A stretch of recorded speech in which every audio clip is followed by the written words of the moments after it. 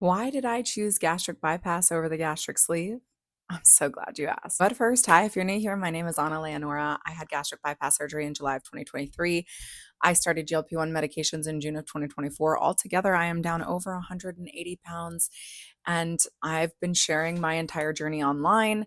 I'm recently transitioning my journey to YouTube, but I have shared my entire journey on TikTok and Instagram, where I am also at the Bypass Babe. So if you're interested in checking out some of those videos, go check them out there. But I will also be posting a bunch of my content here on YouTube. There were a couple reasons that led to my decision to do bypass over the sleeve. I'm a very statistics based person, fact based person, science based person. I'm in the medical profession.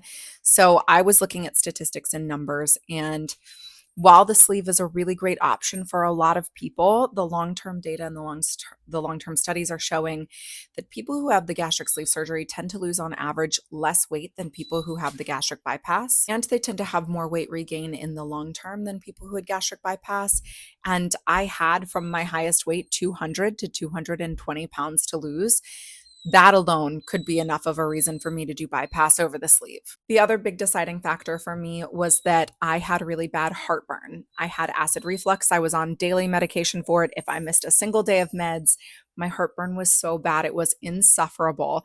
And again, the long-term data and the long-term studies are showing that a huge percentage, something like 40 to 50%, or even more than that, I think now, 60% of people who have gastric sleeve surgery end up having heartburn bad enough that it requires medical intervention, whether that be daily heartburn medication or a potential revision to gastric bypass. Whereas in the gastric bypass, a huge percentage of people who had acid reflux get rid of it altogether.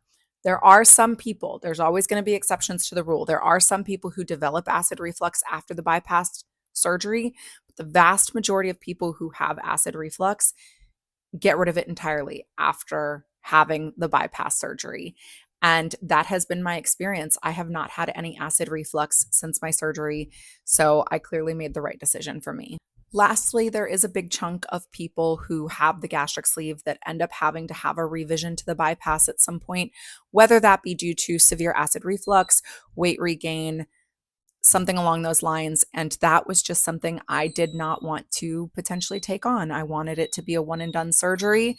So I went the route of bypass. I definitely don't regret it. Overall, it has been amazing for me.